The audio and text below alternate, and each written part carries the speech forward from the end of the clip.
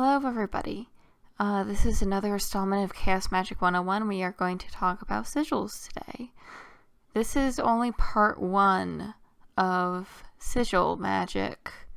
We're going to focus on why do sigil magic and why the doing of sigil magic. It will make more sense when I talk about it. Firstly, what is a sigil? To put it simply, a sigil is an abstract representation of pretty much anything you can think of. Usually it's of somebody's desire for something to manifest, of an idea, of a egregore or entity that serves some purpose. It can be any number of things. I've seen them used as kind of like spiritual keys or gates or representations of them. People have used them to kind of mentally transfer themselves into different planes of being, visualizing different kind of like spaces and such. They can be used for a number of different things. Usually in chaos magic, sigils are highly personal, although in some other kinds of forms of magic, like demolatry, there are popular use sigils, such as the demon sigils you see in the Goetia or Grimorium Verum, or any number of old grimoires you might read. Okay, now, usually when people talk about sigil magic, they're like, oh, it's easy to do. And yes, it is easy to do, but often they give you the convoluted instructions of just drawing down your desire, usually in a very systematic way. You do a visualization. You raise your energy by kind of touching yourself, usually. That's a very common way I see chaos magicians explain how to do that. And then when everything gets overwhelming, you conclude everything, usually by burning the sigil, and then you forget about it.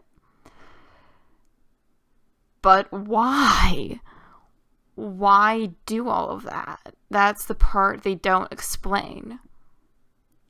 Don't fall into this trap of thinking that sigil magic is easy because it's simple. It's easy to do. It's not always easy to understand. It's simple to do. Understanding can also be simple, but it's often not explained. So, going back to that explanation, how are you applying your desire by making a sigil? What is it about the sigil that makes it so effective? Why do you have to visualize it? Is that necessary? What purpose does it serve? It's fine if you want to raise the energy by doing sex magic. Why do sex magic? Is it even more appropriate to do something else, or even more exciting? And also, why forget about it? You put all this work in, you raise a lot of energy, you're putting a lot of work towards this, and you're just supposed to forget about it? Well, we'll get to all of that. But kind of breaking this down. So, constructing a sigil is very personal. You do not just simply draw a sigil. That wouldn't exactly be a sigil. A sigil has a purpose, even if that purpose is rather simple. A sigil can represent something, but usually the act of consciously constructing a sigil is also an act of charging it. You are literally making a charged sigil by systematically putting your will into it. This is part of why the letter deletion process is so popular, which I'll talk about in the next installment on how to construct sigils. And that is something that's not explained well enough, if it's explained at all, because they talk about how to charge sigils afterwards, but it's not explained that making a sigil in of itself is an act of charging it, because charging is a process. You want to be sure you want to do this before you have the sigil be manifested, if that makes sense. So, why doing the visualization? Is it necessary to get touchy during the visualization? So the simple answer is, visualization is kind of a way of making it more potent in your mind. You're constantly seeing it. You're supposed to constantly see it, even with your eyes closed, during the kind of firing process.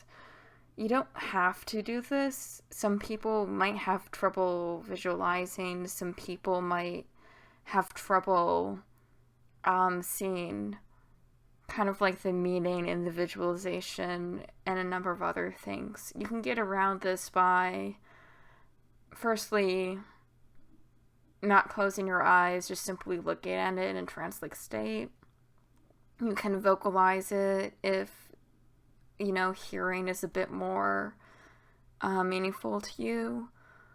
Or you can make it in some way temporary. So for some people, having it be temporary is kind of like a way of making it,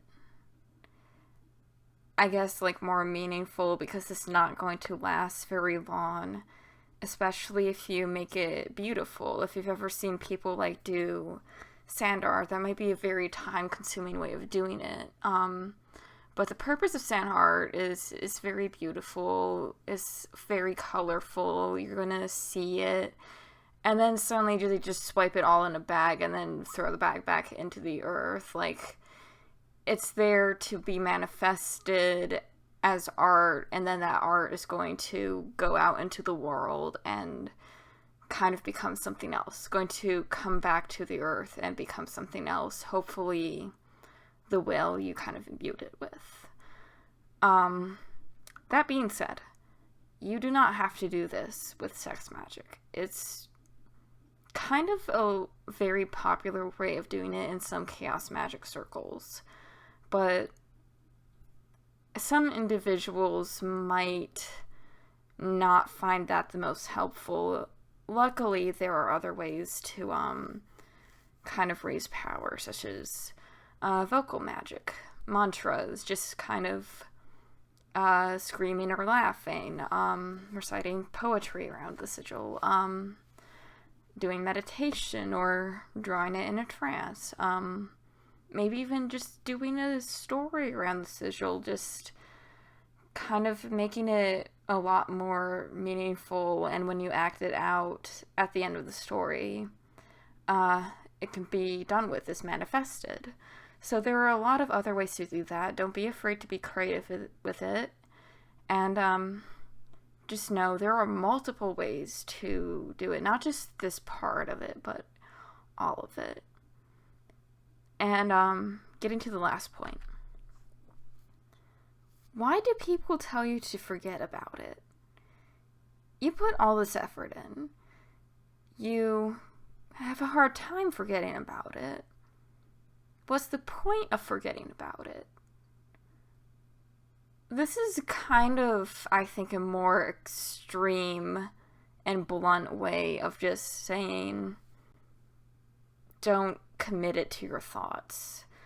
The reasoning behind this is because the purpose of a sigil is to manifest your willpower, your desire. If you put too much effort into that, it can implode. It's fighting back against you. It can be kind of pervasive, and you might even become kind of obsessed with it if you approach things in the wrong kind of mindset, in the wrong kind of way. Forgetting about the sigil, or just even not thinking about it, is kind of a way to prevent that from happening. When you release a sigil, the entire reason behind the process is because you want to be sure that it's something you want, you're certain of how it'll all work out, and you're reasonable about it. That is the entire purpose of it, and thinking about it way too hard is not a reasonable way to go about it. And that is why people tell you to forget it, and I'm going to tell you. You don't have to forget it, just don't really think about it once you have done it. At least, not pervasively. And if you do find yourself doing that, try to find ways to distract yourself or move on to the next thing.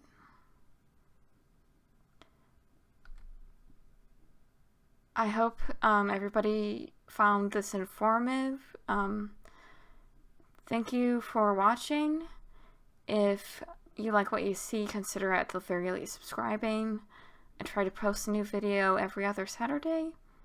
Hope you stick around for the other installments of this series.